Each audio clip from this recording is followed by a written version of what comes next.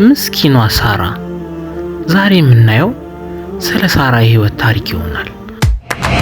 የአና ትረካዎች።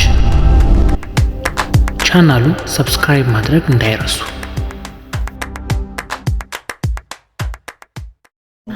ሳራ ብዙ እህቶች አሏት። ነገር ግን ከእህቶቿ በተለየ እሷ ነች የቤቱን ስራ የምትሰራው። ልብስ ትሰፋለች፣ ሙያ አላት፣ ጎበዝ ናት። ግን አንድ ነገር ጎሏታል፣ ቁንጅና።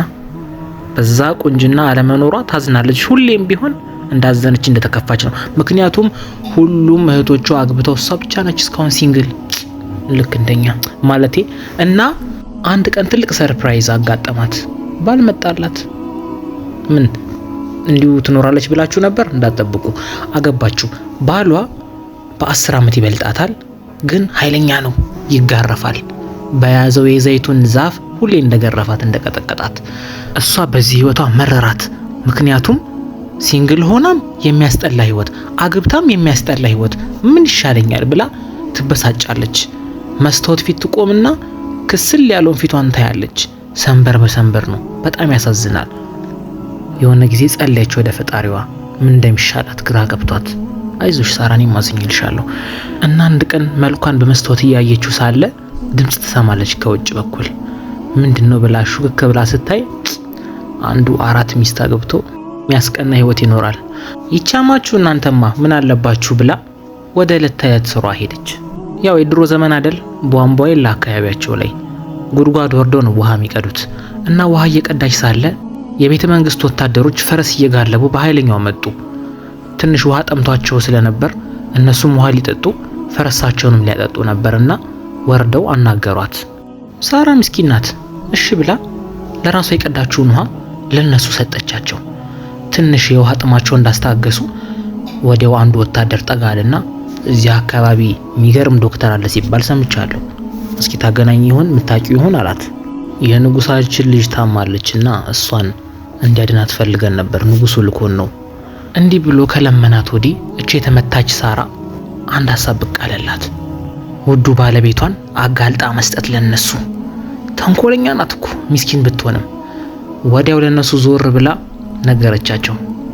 እዚህ አካባቢ ምንም አይነት ዶክተር የለም፣ ነገር ግን አንድ ዶክተር አለ፣ እሱም እንዲህ ይባላል ብላ ስለ ባለቤቷ መናገር ጀመረች።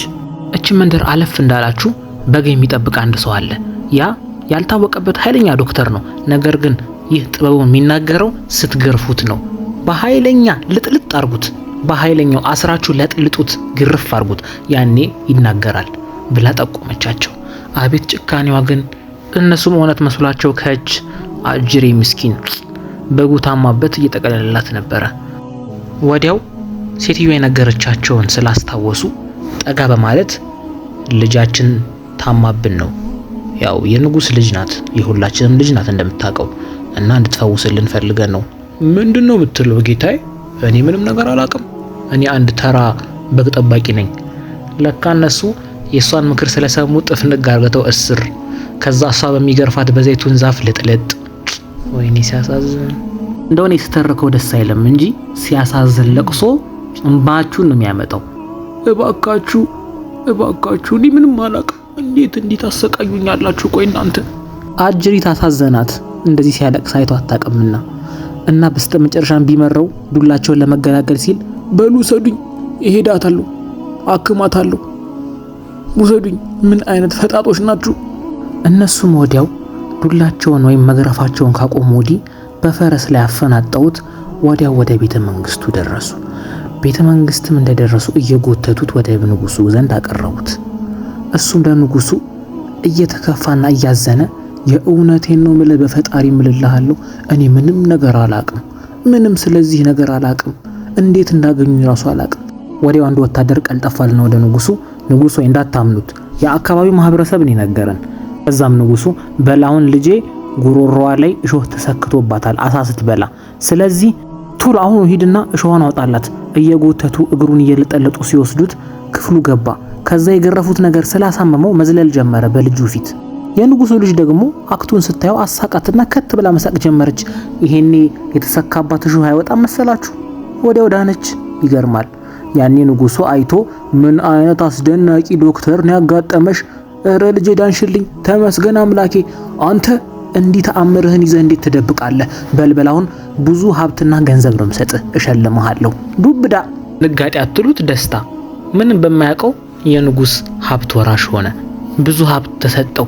ይገርማል።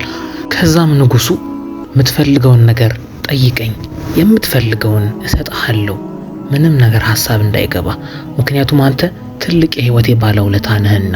ለካ የንጉሱ ልጅ መፈወስ አካባቢው ላይ መነጋገሪያ ሆኗል። በሉኛ ጉድ ልንገራችሁ። ከዛስ እንዳለ በሽተኞች ሄደው የንጉሱ በር ፊት ለፊት ስልፍ፣ አይነ እውር፣ ጆሮ ደንቆሮ፣ ለምጣም ሁሉም ተሰብስበው እኛን የሚፈውሰን እያሉ ይሄን ጊዜ ንጉሱ ሰማና ምን ትጠብቃለህ? ይሄ ሁሉ ሰው ከፈወስክልኝ አሁን ከሰጠው ንብረት የበለጠ ብዙ ሀብት ነው ማንበሸብሽ። ቶሎ በላሁን። ይሄን ሲሰማ ይሄ ድሃው ሰውዬ ባለቤቷ ይሳራ በቃ ሰውነቱ ላይ መጸዳዳት ነው የቀረው። በጣም ደነገጠ። አልችልም እባክህን፣ ማቀው ነገር የለም። ንጉሱ ደግሞ ቅድምም እንዲህ ያለ ልጁን ስለፈወሰለት ሂድ ብሎ በግድ አስገድደው። ያኔ የሚሰራው ነገር አጣ። ሰዎቹን ከርቀት ይመለከታል። ምን አባቱ ያድርግ?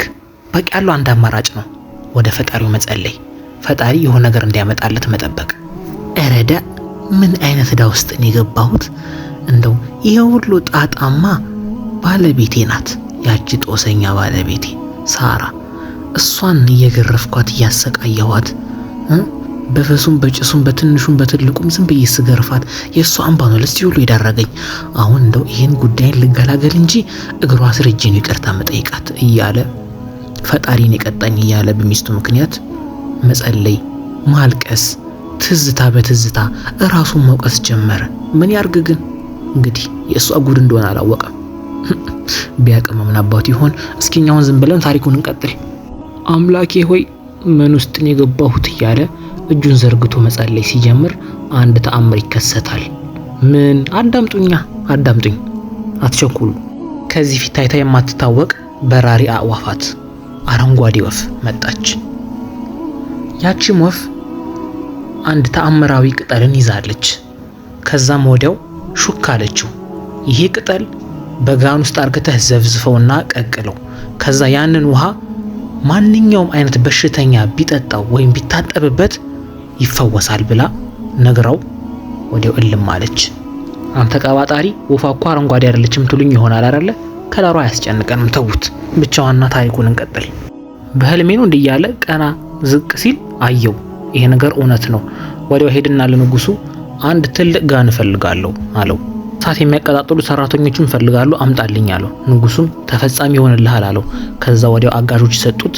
ቅጠሉን እዛ ጋን ውስጥ አርግቶ መዘፍዘፍ መቀቀል ጀመረ። ይሄ ምስኪን ሰውዬ ወፊቷ መታ አርግ ያለችውን ብቻ ነው የሚያደርገው እንጂ የሚያውቀው ምንም ነገር የለም። ታዲያ ይሄን ክስተት ንጉሱ ከቅርብ ርቀት ሆኖ ይከታተላል። ይሄን ሰውዬማ አንገቱን ነው የምቆርጥለት። ቆይ እንዴት ነው ለዚህ ሁሉ በሽተኛ ሾርባ የሚቀቅለው በአንዲት ቅጠል? እያሾፈ ነው እንዴ? እስቲ ቆይ ጉድና ያዋለው ጉደኛ እኮ ነው እያለ ነው። ምን ይፈጠራል? እስከ መጨረሻው ተከታተሉኝ። ነው ሰዓቱም ደረሰ፣ በሰለም። ከዛ ለሁሉም ለታማሚዎች በኩባያ እያደረገ መስጠት ጀመረ። ሾርባው ይጣፍጣል። አንዲት ጠብታ እስከማትቀር ጠራርጎ ሰጣቸው ለሁሉም። ለራሱ በብልቃጥ አርግቶ ትንሽ አስቀመጠ፣ ምናልባት የሆነ ነገር ቢያጋጥሙ በማለት። ከዛም ያችን ብልቃጥ አስቀምጦታል። መድኃኒት እውነትም ሰርቷል። ሰዎቹ ተፈወሱ መሰለኝ። እልልታና ፌሽታ አካባቢው ላይ ነገሰ። ጉድ ብሎ እሱ ራሱ ተደናግጧል። ሰዎቹ አምሮባቸው በሽተኛውም ለምጣሙም ዳነ፣ አይነ ስውሩም ማየት ጀመረ። እንደውም ጀግናችን እያሉ ሁሉ ሞገሻ ቃላትን ጣል እያደረጉለት ንጉሱ ዘንድ አቀረቡት። ንጉሱም በተፈጠረው ነገር በጣም ተደሰተ። አንተ እውነትም ተአምረኛ ሰው ነህ፣ ይህን ተአምርህን ግን ሁሌም አላውቅም ያልክ ትደብቃለህ ፈጣጣ እያለው። የጨዋታ ነው ግን ስድቡ በነገራችን ላይ። እና እንዲህ ያሉ ማውራት ጀመሩ። ከዛ እሱም ወዲያው ወደ ቤቱ መሄድ እንደሚፈልግ ሚስቱ እንደናፈቀችው ይነግረዋል። ንጉሱም ያኔ ቃል የገባለትን ስጦታ ሁሉ አሸክሞ ሸኘው። አጅሬም ወደ አገሩ መሄድ ጀመረ። ሚስቱ በጣም ናፍቀዋለች። ስንት ጊዜ ካያት። ፈረሱን በኃይለኛው ነው የሚጋልበው እሷን ለማቀፍ። ምስኪን። ትንሽ እንደጋለበም ወዲያው ፈረሱን አቀዘቀዝና ቆመ። ምክንያቱም ሰዓቱ እየመሸ ስለነበር ምሽት እንዳይሆንበት አስተማማኝ ስፍራ ላይ ለማደር ወሰነ። ከዛም ምንም ሰው ወደሌለበትና ሰላማዊ ወደ ሆነ ቦታ ላይ ሄዶ ማደር ጀመረ። እዛው እሳት አሙቆ እራቱን አብስሎ ከተመገበ ወዲህ አንድ እባብ መጥቶ እንድደፍ ያደርገዋል። ይህ ምስኪን ሰውዬ ትንሽ ካቃሰተ ወዲህ ቅድም ያስቀመጠው መድኃኒት ተአምረኛው ዘይት አለ። ወዲያውም በማውጣት ትንሽ ከላዩ ላይ ተጠቀመበት። ቀሪውን ለባለቤቱ ወይንም ለሳራ ለሚስቱ አስቀመጠው። ከዛም ከተቀባ ወዲህ ቦታውን ደም እንዳይፈሰው በጨርቅ ጥፍንግ አርግቶ ካሰረው ወዲህ ጋደም አለ። ከዛ ምን ይከሰታል እስቲ ገምቱ? አው ልክ ናችሁ። ያቺ ወፍ ትመጣለች።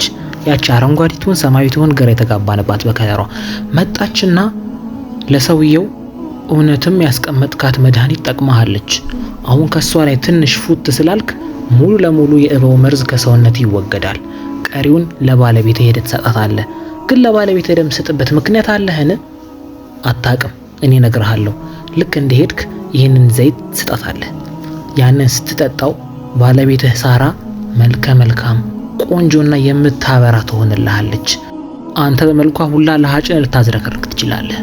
ለቀልድ ነው እና እንደ ድሮ አትመታትም። ደስ የሚል ፍቅር ትጀምራላችሁ ብሎ ከነገረው ወዲያው ወፊቷ እልም ብላ ትጠፋለች። የአገሬ ሰው ሲተርት እስኪያልፍ ያለፋል የሌለ ትንሽ መርዙ እስኪወጣለትና እስኪሻለው አመመው ትንሽ። ግን ሲነጋጋ ሙሉ ለሙሉ ከበሽታው ፍውስ አለ። ንቅል አለለቱላ ማለት ነው። ከዛም ፈረሱን ጭኖ ወደ ጉዞ ወደ አካባቢው። እቺ ጉደኛዋ ሳራ ሀገሯ ላይ ዱቄት እየፈጨች ነው። በነገራችን ላይ ጉደኛ ስል ግን በጣም ነው ግን የምትወደው እኮ በጣም ትወደዋለች። እንደውም ናፈቃት። እንደውም ቁጭ ብላ ወይኔ ባለቤቴ የት ነህ ናፈቅከኝ ትላለች። ለካሱ ደርሷል አገሩ። ውዷ ባለቤቴ ሁለተኛ አልመታሽም፣ ጥፋተኛ ነኝ፣ ነይ እስኪ ቀፊኝ። አሁን ከስንት ጥፋትና ከስንት ጉድለት በኋላ መጥቼልሻለሁ ይላታል በሚያሳዝን ፊት። አያሳዝንም? አሃ ሳሪቷም እየሮጠች እቅፍ። ሲንግሎች ተራሳችሁን እቅፍ አድርጉና አዳምጡኝ። የኔ ውድ ባለቤት እንዴት ከረምሽልኝ? አረ ያጋጠመኝን ሁሉ ቤት ቁጭ ብለን ዘረዝርልሻለሁ። ለማንኛውም አንድ የሚያስደንቅ መድኃኒት ግን ይዤልሽ መጥቻለሁ። ይህን መድኃኒት መጀመሪያ ውሰጂውና የሚፈጠረውን ማየት ፈልጋለሁ በማለት ቅባቱን ሰጣት፣ ያንን መድኃኒቱን። እሷም እሺ ብላ ወዲያው ተቀበላው። ከጠጣችው ወዲህ ቁርስ የሚመገበውን እየሰራችለት ነበረ። ወዲያው ኩሽና ገብታ አላረፈችም፣ እየሰራራችለት ነው የሚያማምሩ ምግቦችን። ከዛ ሲጠራት ወደሱ መሄድ ስትጀምር ያየውን ማመን አልቻለም። መድኃኒቱ ለካ እሷ ላይም ሰርቷል። ይዋት እንዴት እንደምታምር ያቺ የምታስጠላው ሳራ ቆንጆና መልከ መልካም ሆና እርፍ። እሱም አይኑን ሊነቀል አልቻለም። ፍጥጥ የኔ ቆንጆ እንዴት እንዳማረብሽ! አረ ፊትሽን በመስታወት እዩ! አረ እዩ!